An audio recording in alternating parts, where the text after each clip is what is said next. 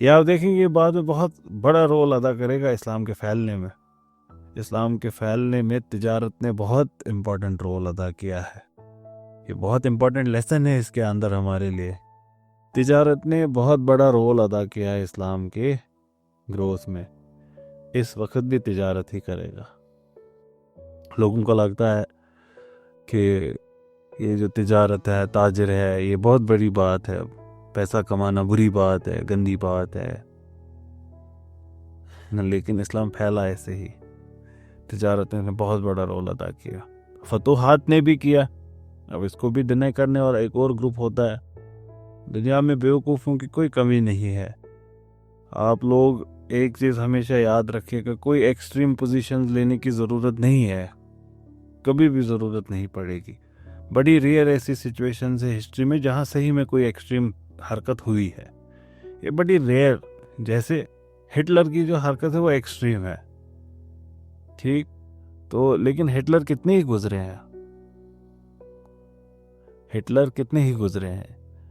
तो ये extreme positions usually गलत ही होती हैं। जैसे कोई कहे कि सारा इस्लाम फैला ट्रेडर्स के हाथों, ये सही बात नहीं है। अब कोई बोलेगा कि एक भी आज तक वायलेंट काम मुस्लिम्स ने नहीं किया, ये भी गलत बात है। ठीक, वायलेंट काम भी हुए, अच्छे काम भी हुए, बुरे काम भी हुए, सारे काम हुए।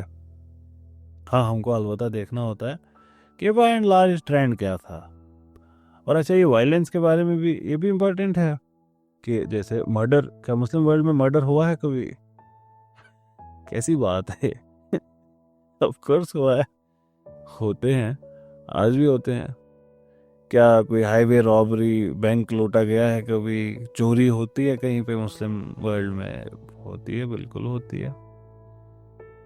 तो इन चीज़ों को जज करने का तरीका होता है ह्यूमन थ्रेशोल्ड, कि ह्यूमन सोसाइटी जहाँ पे होती है वहाँ पे क्राइम, मर्डर, ये सारी चीज़ें होती रहेंगी। एक थ्रेशोल्ड होता है, उस थ्रेशोल्ड के नीचे जहाँ पे क्राइम रेट है वहाँ हम बोलते हैं द सोसाइटी इज़ फाइन। जब उससे ऊपर चला जाता है, क्योंकि वो हमको पता ही है इंसान जब होंगे तो कुछ ना कुछ गलती तो करेंगे, तो उस हिसाब से देखा जाता है मामले को।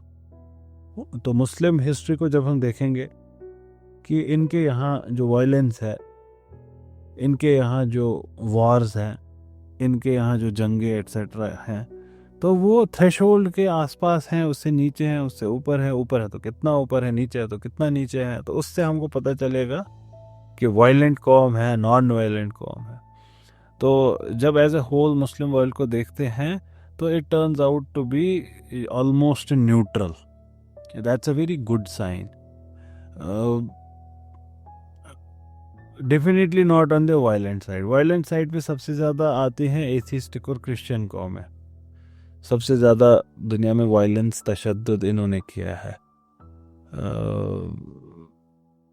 इसमें अब जिक्र करने की ज़रूरत नहीं है वर्ल्ड वॉर। अब इसको फैंसी नेम दे दिया वर्ल्ड वॉर, तो ऐसे लगता है कुछ सोफिस्टिकेटेड लोग लड़ रहे हैं। लड़ाई है, ये जंग है, इसमें मारते हैं लोगों को, यही है ये। मुसलमानों की जंग जंग है, अंग्रेज़ों का जंग वार होता है। ठीक, आपके यहाँ कत्लो गारत हो रहा है, इनके यहाँ होमिसाइड होता है। ठीक, तो ऐसे लगता है कि सोफिस्टिकेटेड, इज्जत से बड़ा पूछ के सर आपकी गर्दन काटनी है काटे, ऐसा कुछ नहीं है। ये भी इतने ही बारबेरस एक्ट होते हैं जो कहीं और पे भी होंगे। तो उस when we look at the number of casualties, number of wars, etc., तो the western world comes at top and with a huge margin। तो एथिस्टिक कौम है, और दूसरे नंबर पे मतलब दूसरे नंबर पे नहीं, आई डोंट नो पहला दूसरा कौन है इन दोनों में से, but these are the top two. The lowest is of course the Indians, we can say about them they are non-violent, और Muslims next to Hindus, उनने सबसे कम जंगें लड़ी और सबसे कम वायलेंस हुई है और सबसे कम डेथ्स हुई हैं अंडर मुस्लिम्स। अलबत्ता ये भी फेयर पिक्चर नहीं है, क्योंकि मुस्लिम्स एक ऐसा खित्ता ऑक्यूपाई कर रहे थे जहां दुनिया में सबसे ज़्यादा जंगें होने का अंदेशा था। जैसे हिंदूज हैं, हिंदूज आर नॉर्थ साइड में कवर्ड बाय हिमालयाज, तो आपका एक बहुत बड़ा फ्रंटियर है, तो वहाँ से आप लड़ नहीं सकते। ईस्ट में वही टेरेन है, वैसा ही टेरेन है।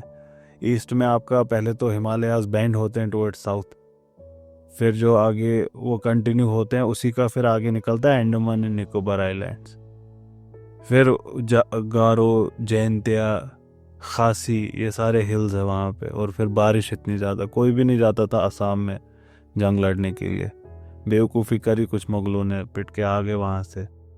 तो वहाँ का टेरेन ही ऐसा ही है, तो वहाँ से भी प्रोटेक्टेड। फिर बे ऑफ बंगाल, अरेबियन सी, तो सदर्न साइड भी पूरा प्रोटेक्टेड। फिर बचा ही क्या, फिर बचा ही क्या, बचा ये वाली साइड, पाकिस्तान जहाँ पे आज है, ये वाली साइड, ये भी प्रोटेक्टेड है। इसमें भी कुछ ही एक पासेस थे, खैबर पास, बोलन पास, ये सारे पासेस को क्रॉस करके आना पड़ता था हिंदुस्तान। तो पासेस को आपने प्रोटेक्ट कर दिया तो हो गया पूरा कॉम प्रोटेक्ट। दैट मीन 2 जगह आपको प्रोटेक्ट करने ना। कंपेयर दैट विद यरूशलेम, जेरूसलम के साथ कंपेयर करो। अफ्रीकन लड़ेंगे, अरब्स लड़ेंगे, ये बिजेंटियंस लड़ेंगे, यूरोपियंस लड़ेंगे, ग्रीक्स लड़ेंगे, सारे लड़ सकते हैं वहाँ पे। अफगानिस्तान, कहीं कोई भी लड़ सकता है वहाँ पे, ईरान, कोई भी लड़ सकता है वहाँ पे। ये जंक्शन पॉइंट्स है पूरी दुनिया के। एक साइड से हिंदूज की सिविलाइजेशन है, एक साइड से चाइनीज सिविलाइजेशन है, एक साइड से रशियन सिविलाइजेशन है, एक साइड से इजिप्शियन अफ्रीकन सिविलाइजेशन है, एक साइड से European civilisation. This is central कॉम। और ये सेंट्रल कॉम, अल्लाह बचाए अगर कोई और होती तो अल्लाह जाने क्या हाल होता। तो यहाँ पे मुसलमानों का होल्ड करना और उसके बाद यहाँ पे जंगे कम होना कंपैरेटिव टर्म्स में, that speaks volumes about Muslims का character as a whole. That doesn't absolve them of any crime they have committed in history, there must have been, but they are what any human society would have if it exists. So traveling played a very big role in spread of Islam. Spread of Islam पे बहुत अच्छी किताब है, इंशाल्लाह कभी मौका मिला हम यहाँ पे पढ़ेंगे उसको। द स्प्रेड ऑफ इस्लाम ही नाम है किताब का, थॉमस आर्नल्ड ने लिखी है, बड़ी अच्छी किताब मानी जाती है।